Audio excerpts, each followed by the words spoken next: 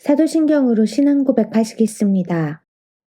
전능하사 천지를 만드신 하나님 아버지를 내가 믿사오며 그 외아들 우리 주 예수 그리스도를 믿사오니 이는 성령으로 잉태하사 동정녀 마리아에게 나시고 본디오 빌라도에게 고난을 받으사 십자가에 못 박혀 죽으시고 장사한 지 사흘 만에 죽은 자 가운데서 다시 살아나시며 하늘에 오르사 전능하신 하나님 우편에 앉아 계시다가 저리로서 산자와 죽은 자를 심판하러 오시리라. 성령을 믿사오며 거룩한 공회와 성도가 서로 교통하는 것과 죄를 사하여 주시는 것과 몸이 다시 사는 것과 영원히 사는 것을 믿사옵나이다. 아멘. 4월 21일 수요일. 오늘 우리에게 주시는 말씀은 고린도전서 10장 31절부터 33절까지 말씀입니다. 그런즉 너희가 먹든지 마시든지 무엇을 하든지 다 하나님의 영광을 위하여 하라. 유대인에게나 헬라인에게나 하나님의 교회에나 거치는 자가 되지 말고 나와 같이 모든 일에 모든 사람을 기쁘게 하여 자신의 유익을 구하지 아니하고 많은 사람의 유익을 구하여 그들로 구원을 받게 하라. 아멘. 학창시절 체육시간이나 조회시간에 운동장에 줄을 설 때 선생님이 학생들 중에서 한 명을 기준으로 정해주면 그 학생은 큰 소리로 기준! 하고 외쳤습니다. 그러면 다른 학생들은 그 학생을 기준 삼아 대열을 바르게 맞추었던 기억이 있습니다. 그런데 만약 기준이 되는 사람이 가만히 있지 않고 이리저리 왔다 갔다 한다면 이내 전체 대형도 흐트러지고 말 것입니다. 이처럼 우리의 삶에서도 기준이 분명하지 않으면 안정을 잃고 혼란스러운 상황을 맞게 됩니다. 심한 경우 인생 자체가 무너지기도 합니다.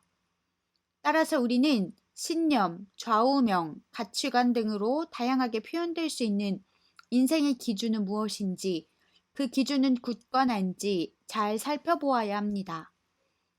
그리스도인이라면 신앙생활에서의 기준은 더 명확해야 합니다. 오늘 본문은 고린도전서 8장부터 이어진 우상에게 바쳤던 제물과 관련한 내용의 마지막 부분입니다. 바울은 제물로 바친 고기, 육류를 먹는 것인가 하는 문제를 다루며 결론 부분에서 신앙의 기준을 제시합니다. 크게 보면 바울이 말한 원칙은 신앙의 기준이 나 자신에서 출발하면 안 된다는 것입니다. 내 생각, 내 판단, 내 유익이 기준이 되어서는 안 되며 나라는 틀을 깨트려야 한다는 것입니다. 그러면서 바울이 제시한 첫 번째 기준은 모든 것을 하나님의 영광을 위해 하라는 것입니다. 신앙인의 삶은 내 만족과 기쁨을 위한 것이 아니라 하나님의 영광을 위한 삶이어야 합니다. 내가 하는 일을 통해 하나님이 영광을 받으실지는 늘 숙고하며 행동해야 합니다.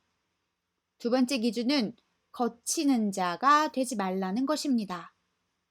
믿음이 연약한 사람들을 배려하지 않고 내 판단과 주장에 집착하면 아무리 선한 의도로 시작한 일일지라도 그것이 그들을 넘어뜨리는 걸림돌이 되고 맙니다. 돕는 자가 아닌 방해꾼이 되는 것입니다. 마지막 기준은 다른 사람의 유익을 구하라입니다. 예수님이 자신을 희생하여 우리를 풍요롭게 하셨듯이 우리 또한 다른 이들의 이로움을 위해 살아야 합니다. 바울이 말한 이 기준들은 사실 예수님이 보여주신 것들입니다. 예수님이 그렇게 사셨고 바울은 그러한 주님을 본받아 살았습니다. 이제 우리도 신앙의 분명한 기준을 붙잡고 성령의 인도하심 가운데 주님 닮은 삶을 살아갑시다. 주께서 도우실 것입니다. 묵상 질문. 주님을 닮고자 애쓰고 있습니까?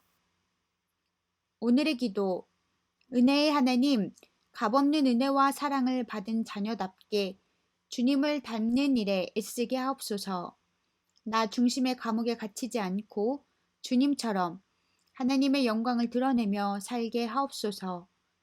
세상을 이롭게 하고 다른 이들을 돕고 세우는 일에 열심을 다하게 하옵소서. 예수님의 이름으로 기도합니다. 아멘.